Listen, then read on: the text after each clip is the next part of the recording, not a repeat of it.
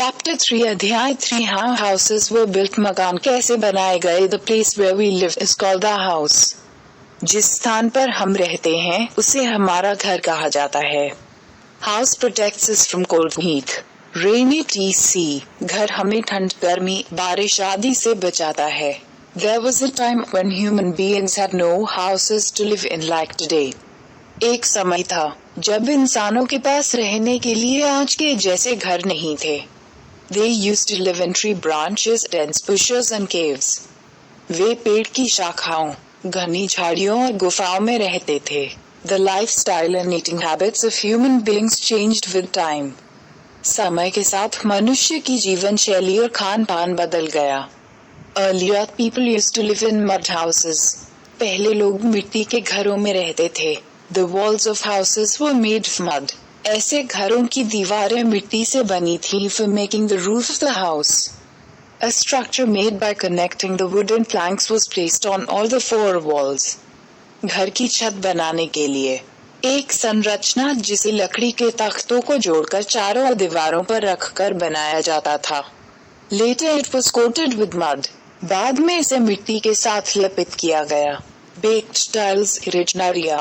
Bamboos and straws were also used to make the roof of the houses. घरों की छत बनाने के लिए baked tiles originaria. बांस और टिंके का भी इस्तेमाल किया जाता था. The coating of the floor in such type of houses was done with the mixture of mud and cow dung.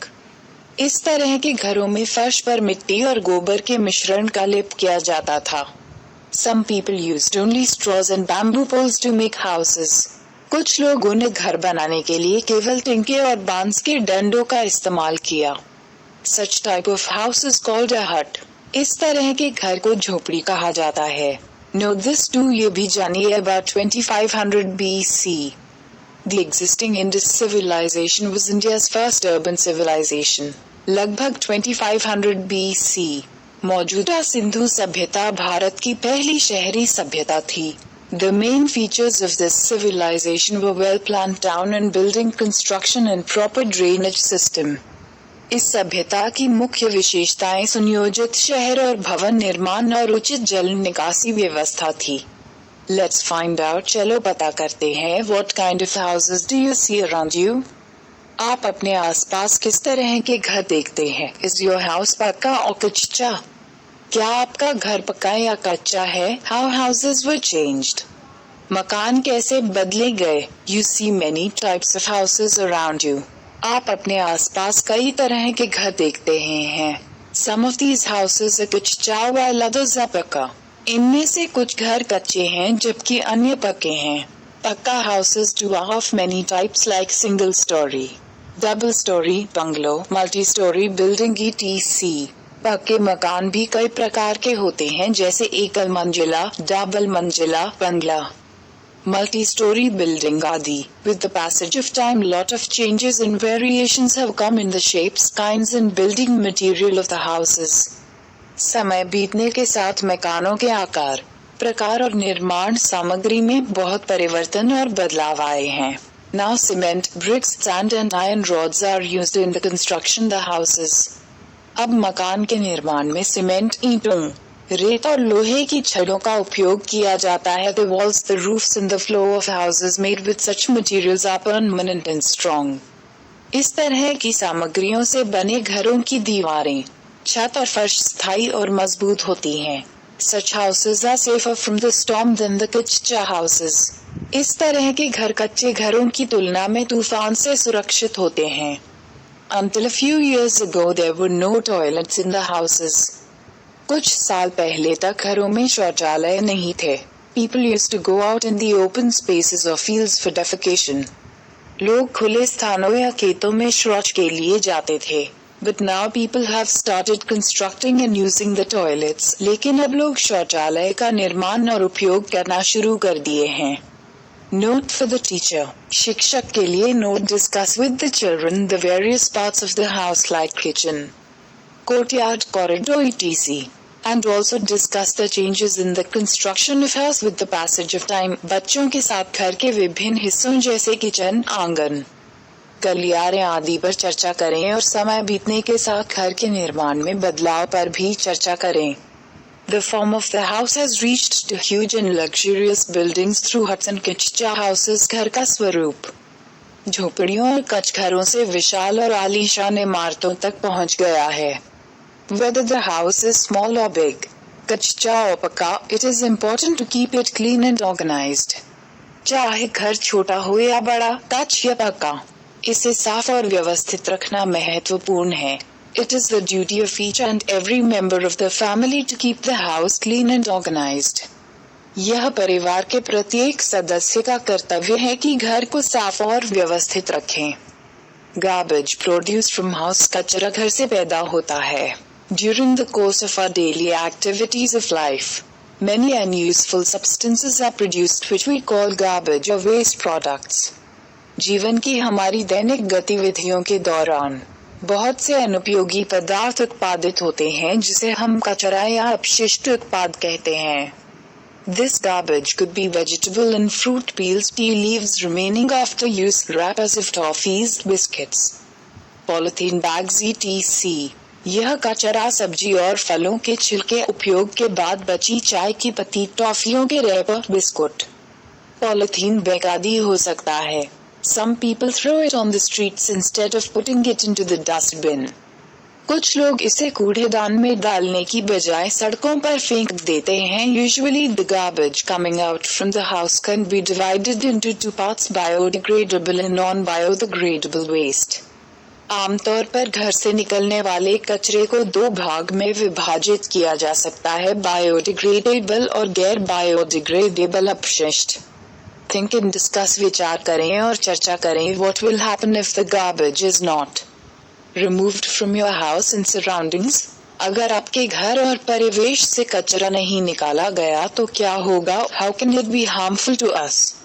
यह हमारे लिए हानिकारक कैसे हो सकता है? If the garbage generated from our houses is littered here and there, it makes the surrounding dirty। यदि हमारे घरों से उत्पन्न कचरा इधर उधर फेंका जाता है तो यह आसपास को गंदे बनाता है। Flies sit on it and many harmful insects start breeding। इस पर मक्खियां बैठती हैं और कई हानिकारक कीड़े प्रजनन शुरू कर देते हैं। It also produces foul smell। यह दुर्गंध भी पैदा करता है। Due to this many diseases spread which adversely affects our health। इसके कारण कई बीमारियां फैलती हैं जो हमारे स्वास्थ्य पर प्रतिकूल प्रभाव डालती हैं।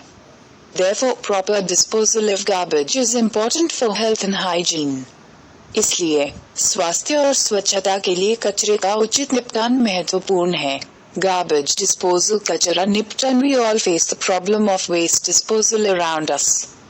हम सभी अपने आसपास कूड़ा निस्तारण की समस्या का सामना करते हैं।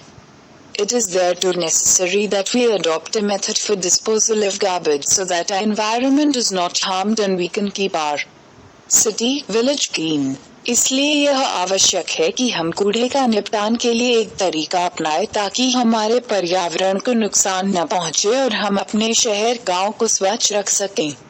Let us divide the waste generated in your house into two groups in such a way that each group consists of the following items। आइए हम करते हैं अपने घर में उत्पन्न कचरे को दो समूहों में इस तरह विभाजित करें कि प्रत्येक समूह में निम्नलिखित वस्तुएं हों। Group 1, rotten fruits, peels of vegetables and fruits, rotten food, tea leaves remaining after use, dried leaves etc।